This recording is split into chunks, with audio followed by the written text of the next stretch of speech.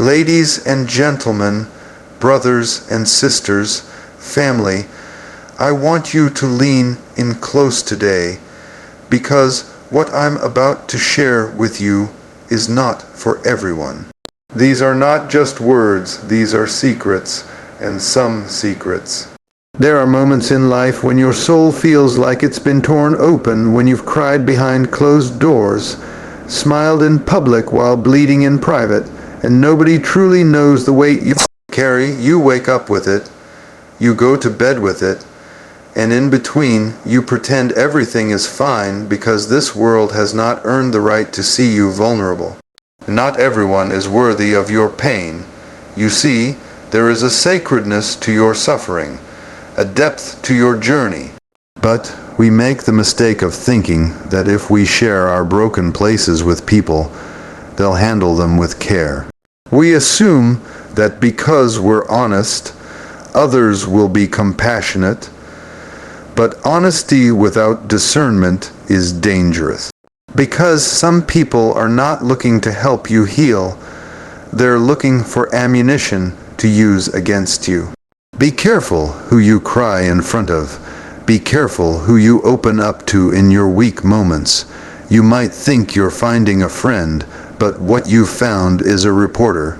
Someone who's not there to wipe your tears, but to spread your business. There are people who look like comfort, but act like chaos.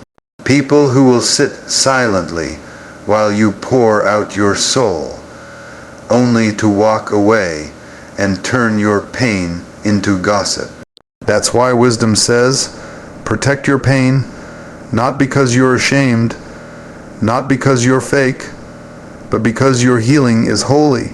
There are places your wounds must go that only God can reach. There are layers of your trauma that no therapist, no family member, no friend can ever fully understand. Sometimes it's not about hiding, it's about protecting what's still tender. You don't put a newborn in a crowd, you protect it. You don't expose a wound before it's closed, you cover it until it's healed. That's not secrecy, that's spiritual survival. And let's be real, some people don't deserve to know what you've been through. They haven't earned the right to hold your story. You went through hell and came back, and someone who never even lit a match wants to question your fire. No, your pain is sacred because it is tied to your purpose. You are not what happened to you. You are what you chose to do after it happened. That's the real story. That's the real testimony. But even that must be shared with those who can carry it, not those who will crush it. So today, if you're hurting, if you're healing, if you're holding something that feels too heavy to carry it to God, carry it to the secret place, carry it to the one who knows how to bind up the broken-hearted, because not everyone is called to be your counselor. Not everyone can handle your truth, and not every ear deserves your story. Protect your pain. It's not weakness. It's wisdom. There is a reason your dream was given to you and not to the people around you. God didn't hold a conference call when He birthed that vision in your spirit. He whispered it in the quiet place, in the stillness of your soul, because it was sacred, tailor-made for your calling, your journey, your hands. But the danger comes when you start unveiling that dream to people who were never meant to carry it. People with small minds, limited faith, and bitter hearts. People who measure your future by their past. People who see your potential as a threat because it exposes their complacency. Be careful who you tell your dreams to. Just because they share your blood doesn't mean they share your belief. Just because they walk with you doesn't mean they're walking asterisk for asterisk you. Some people are too bound by fear to ever understand faith. They've never built anything, never risked anything, never believed for anything greater than survival. So, when you start speaking in terms of destiny, when you start talking about shifting nations, starting businesses, breaking generational curses, they look at you like you're crazy. But it's not because the dream is too big, it's because their vision is too small. Don't cast your pearls before swine. Don't waste your breath explaining heavenly things to people rooted in earthly thinking. They won't get it. Not because you're wrong, but because their lens can't see past where they are. And here's the truth. Some people will hate your dream because it reminds them of the one they gave up on. Your boldness convicts their passivity. Your vision challenges their excuses. So rather than be inspired, they criticize. Rather than support you, they doubt you. Not because your dream isn't real, but because they're too scared to believe for something more. If Joseph had kept quiet, he wouldn't have ended up in the pit. But even in that betrayal, purpose was unfolding. So yes, even the setbacks serve the dream, but learn from his story. Timing and trust matter. Sometimes the best thing you can do is build quietly. Let the results speak. Let the fruit prove the root. Everybody doesn't need a front row seat to your process. Dream boldly, but protect that dream like it's pregnant with purpose. Nurture it, feed it, speak life over it. And only share it with those who have the spiritual maturity to celebrate it, support it, and intercede for it.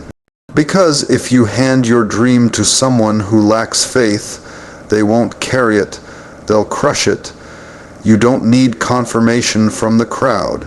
You don't need applause to validate your assignment. You just need obedience and the courage to keep moving forward. What God has placed inside of you is too powerful to be diluted by disbelief. So don't downgrade your dream to fit their comfort. Elevate your circle to match your calling. And if you can't find anyone who believes in it, believe alone until the dream becomes undeniable. You don't have to announce everything you're working on. You don't have to post every idea, every step, every plan. Because when you're truly walking in purpose, you understand that asterisk movement doesn't always require noise, asterisk. Some of your greatest breakthroughs will happen in silence. Some of your most powerful victories will come when nobody knows what you're up to. You see, the enemy isn't omniscient. He's not all-knowing. He can't attack what he doesn't see, and some of us are giving him too much information. You're wondering why things keep falling apart. It's because you keep advertising your next move to people who were never supposed to see the blueprint. There's power in privacy. There's strategy in stillness. Not every door you're about to walk through needs a drum roll. Sometimes the quiet seasons are where God does his loudest work. The foundation doesn't make noise, but everything stands on it. The root system is buried, but it sustains the tree. What's invisible is often what's most essential. And in the same way, what God is building in you doesn't need validation until it's ready to be revealed. We live in a world that wants instant recognition, constant affirmation, and public approval. But hear this, approval from man does not equal alignment with God. Some of the most anointed things are birthed in the dark, not because they're hidden out of fear, but because they're being protected for release. There's a reason a seed goes underground before it breaks the surface. If you expose it too early, you kill its potential. Some people can't handle where you're going, and if you show your hand too soon, they will sabotage your growth. Not with swords, but with seeds of doubt, with words that discourage, with questions that plant confusion. So you've got to learn how to walk with wisdom, move like a shadow, Let your silence speak louder than your declarations. Work behind the scenes while they sleep on you, and let the finished product be the loudest sermon you ever preach. You don't have to defend what God told you. You don't have to convince people to understand your calling. What's ordained doesn't need explanation, it just needs execution. And if God gave it to you, trust Him to bring it to pass, even if nobody claps while you're building. Even if nobody sees the hours, the tears, the sacrifices, the public reward will come, but only asterisk after asterisk the private discipline. So move in silence, protect your plans, don't let your eagerness make you vulnerable. Let them underestimate you. Let them assume you're finished. And while they're distracted, let God do something in your life that no one saw coming. Because when you move in silence, your success becomes the loudest sound in the room. Everybody who walks with you isn't for you. Everybody who claps for you doesn't believe in you. And everybody who's close to you doesn't carry the capacity to cover you. That's why you must learn to discern who truly deserves access to your heart, your vision, your energy, and your oil. Because when you allow the wrong people into the sacred spaces of your life, they won't protect the treasure. They'll pollute it. Some people are not divine connections, they are distractions dressed as supporters. They are leeches disguised as lovers. They come close, not to lift you, but to limit you. You've got to start checking motives, not just movements. Some folks only show up when the spotlight is on. Some will walk with you as long as you're in the valley, but the moment elevation hits, envy takes over. And if you're not careful, you'll spend your life shrinking to make others comfortable, apologizing for your favor, and delaying your destiny to hold onto dead relationships. Not everyone who started with you is meant to finish with you. And that's not disloyalty, that's growth. Some people can't breathe at the altitude God is taking you to. It's not that they're evil, they're just not equipped. You're trying to build with people who are threatened by your blueprint. You're trying to open your heart to people who only came to peak, not to pray. You keep handing out backstage passes to people who only want front row benefits, and then you wonder why you feel drained, defeated, and distracted. You need to understand this. Access is not love. Access is a privilege, not a right. Just because someone has history with you doesn't mean they deserve a future with you. Some relationships are seasonal, and if you keep trying to force them into permanence, you'll miss what God is trying to preserve in you. Protect your space, protect your mind, protect your spirit. Everyone should not have a seat at your table. Because when you allow the wrong ones to eat with you, don't be surprised when they poison your peace. You don't need a crowd to be called. You don't need a committee to fulfill your purpose. Sometimes God will isolate you to elevate you, not to punish you, but to purify you. So stop begging people to understand what God is doing in your life. Stop dragging dead weight up a mountain meant for your assignment. If they can't handle your growth, they don't deserve your grace. Learn to be okay with letting go. Learn to be at peace with separation. Because some people had to leave, not because they were bad, but because their chapter in your story is over. You're going somewhere, and not everyone has the faith, the strength, or the heart to go with you. So guard your gates. Discern wisely, and only give access to those who have the character to cover what you carry. There's a difference between being silent and being weak. Silence is not surrender. Silence is strategy.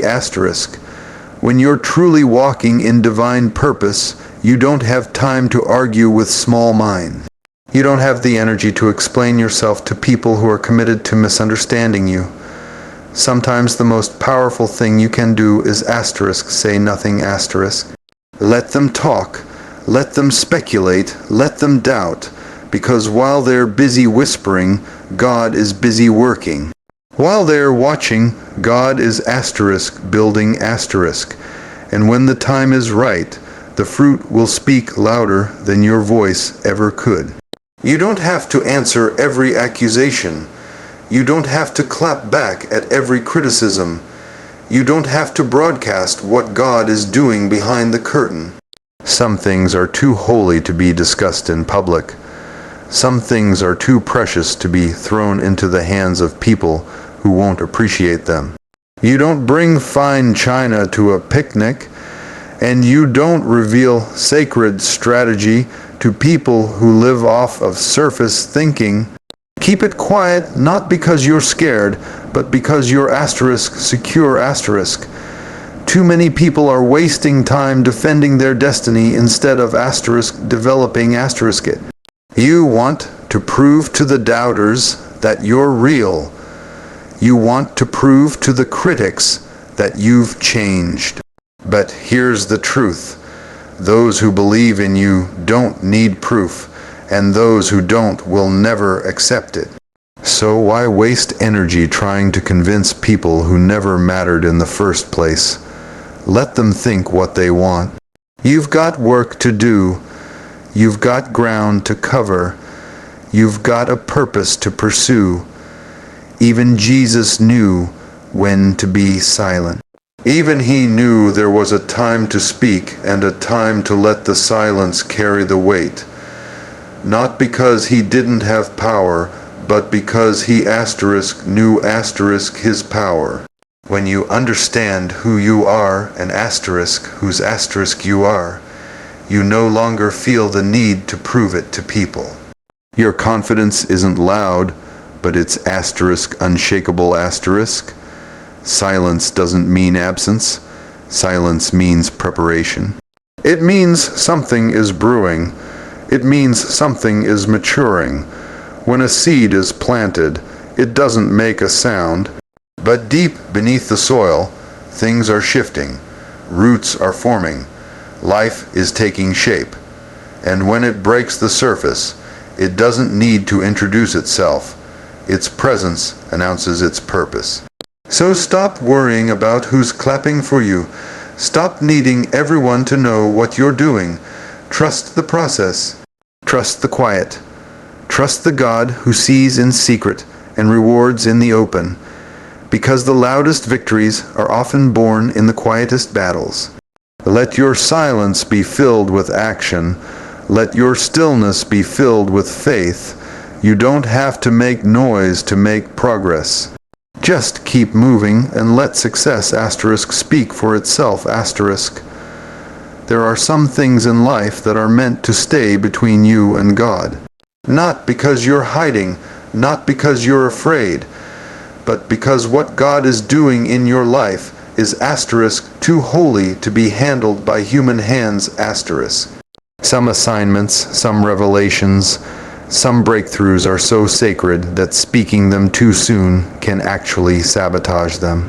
There are seasons when God is molding you, speaking to you, and shaping your destiny in ways that can't be explained to people who don't carry the same spirit. Trying to make others understand what God whispered in the quiet can lead to confusion, not clarity. Some things are too deep to be shared in shallow spaces. You can't reveal divine strategies to people who only think in earthly patterns. You can't expect people to carry the weight of your purpose when they're still wrestling with their own identity. And that's okay, because your calling was not a conference call. It was a private meeting, a one-on-one one conversation between your spirit and your Creator. And when you start dragging that into public too soon, you risk letting the opinions of others shape what only God should be shaping. That's why the secret place is so powerful. That quiet place where it's just you and God, no noise, no judgment, no outside voices. It's where clarity comes. It's where healing happens. It's where instructions are given that don't make sense to the natural mind, but align perfectly with divine timing.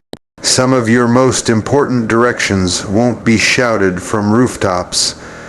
They'll be whispered in the stillness of your soul. And only those who know how to dwell in the secret place will hear them.